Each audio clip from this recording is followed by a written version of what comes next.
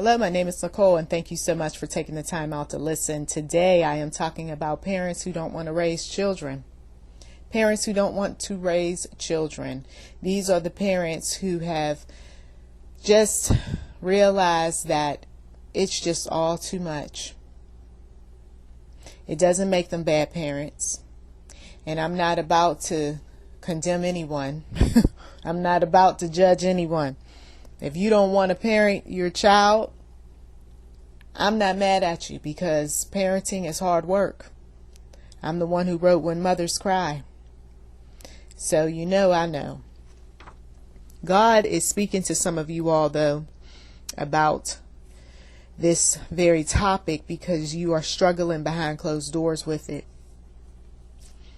You are dealing with the fact that you had some children that you were not quite ready for, and these children, whether they're babies or whether they're adults, okay, you have reached a place where your title as parent is not something that you're proud of, and it's not something that you even encourage your children to even value, okay? Some of you others, you are parents, but you're not advising people in a way where God would be pleased when it comes to parenting. If anything, you're talking about all of the negative and the ugliness and the challenges, but you're not saying anything positive, because you're struggling. You don't like being a parent. God showed me, though, in the spirit, that some parents, though, they're not really thinking too much about parenting. They're thinking about being not friends either, even though that is a very popular topic. But what they're focused on is the sisters and the brothers that they never had, and being the big sister or the big brother to children, as opposed to being a parent. So the big sister is playing around with her children. The big brother is hanging out with the children, but they're doing it in ways where they are not parenting them. They're letting the children pretty much say and do whatever. If they get in a little bit of trouble, or it looks like they're about to get into something, then they would admonish them just like a big sister or a big brother would. But they're not going to explain why you shouldn't do this or why you shouldn't do that. They are pretty much having a good time with their kids, or they are fussing and fighting with their children like sisters and brothers fight with one another, okay? And people on the outside looking in are looking at this sort of thing, and they're saying that she is more like a sister to her sons and daughters rather than a parent.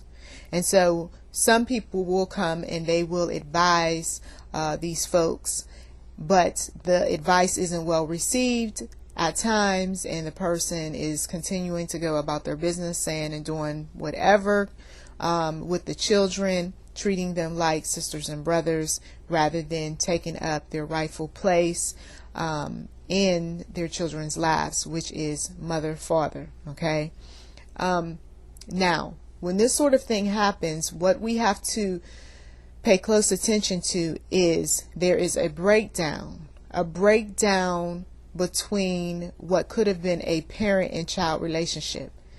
It starts early in life, and then eventually, by the time the children are older, they are no longer thinking about big brother, who should be father, or big sister, who should be mother. They're not really thinking about them in that sort of way. They are not talking to them like a mother-daughter or father-son would. And this is because of the way the parent behaved with the children. The parent, once again, really didn't want the children, but the children came about, right? You do some things, you're left unprotected. Lo and behold, surprise, baby on the way. Now your mind has to adjust to the fact that, oh my goodness, I'm going to be a parent. And for some people, their minds never adjust. They never accept it. They are constantly fighting against it, and they can't wait until the child is away from the house. Okay? And then once the child is away from the house, they are very distant, and they pretend or behave as if they are like a parent, when in fact they're more like the big sister or big brother. Call me whenever you call me, see me whenever you see me. Okay, have a nice life. Well, can I get some money? Nope, I don't have any money. Can you come out and help me with this, that, and the other, mom, dad? Nope, can't do it. Okay?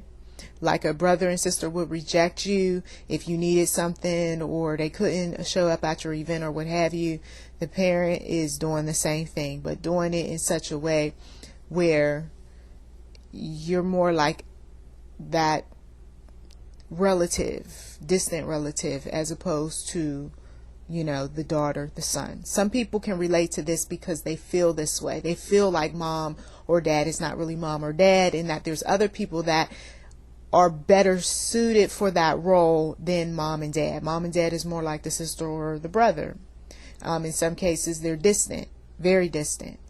Those of you all who have sisters and brothers, you know that you don't always check in. You don't always talk to them. When you do talk to them, sometimes the conversation is very limited. It's vague details, or vague information. Details are not given, and it can be disappointing sometimes, but it is what it is. You accept it or you don't. Okay, and so sister is there or brother is here or whatever the case may be, and life goes on.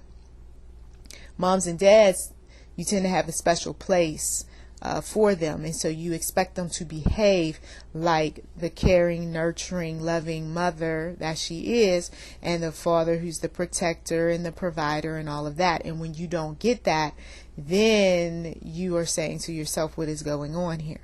And why is it that the parents are not behaving like parents? The Lord showed me, he said that there is a season for all things. And when it comes to these parents who act more like sisters and brothers, their season of parenting and training up the child and raising them passed. Okay, it passed. So then the season of looking at one's son or daughter like a friend, not, of course, making them a friend, but like a friend, because now that they're adult, for some parents, they can't do it. They can't do it. So they don't adjust very well as the child is growing older and then becoming an adult. And then they don't adjust very well when it comes to what their titles are and how they're supposed to play them out. There's books out here that can help some folks. There is videos that can help parents in fulfilling their roles. And then you can throw in the spiritual perspective of parenting. There's plenty of information out there. But the problem is that people don't think this deeply about what their roles are concerning being a good parent. Dare we say good, but a quality parent. They just don't. And so they go through life pretty much mimicking what their mothers and fathers have done and have said. And then they're checking out, what their friends are doing, or they're checking out what other relatives are doing with their children. And I will tell you that if you see enough bad examples of parents around you, you can take some of that, and before long you're doing the same stuff to your children. Okay? And some parents will not see the writing on the wall. She never had a close relationship with her daughter, and now you don't have a close relationship with yours. He never had a really good relationship with his son, and now you don't have a good relationship with your son. And what's the common denominator? Well, everybody was talking to the same negative group of folks who is just not doing good when it comes to parenting. And now that demon, right? Because for a lot of folks, they got demons all around them and in them, is now in your household, or is in you, or around you. Okay? Sisters and brothers are just what they are, sisters and brothers. And mothers and fathers are just who they are. And when you start taking roles that God has given you and trying to make them become roles that you choose, then you're going to have a fight on your hands. You're going to have problems, because a child is coming into the world expecting certain things to take place with mom and dad. And when mom and dad drop the ball, then, well, the child is going to have their share of side effects to bad parenting, bad influences, bad whatever. So it's something to think about for some of you all who are wondering, what's going on? Why is it that there's a disconnect? This is one of many reasons. Or I don't want this to happen. I want to be a good parent. I want to, do the best I possibly can. Well, make sure you know what your role is as a parent, because there's so much information. People have taken up a lot of time and money to share valuable tips about parenting. And so if you're having trouble in that department, no matter what age you are, no matter what age your son or daughter is, it would make sense to read the necessary information so that you can do the best that you possibly can. Well, I thank you so much for taking the time out of your busy schedule to listen. Please do check the description box for anything related to your situation. And as always, to God be the glory.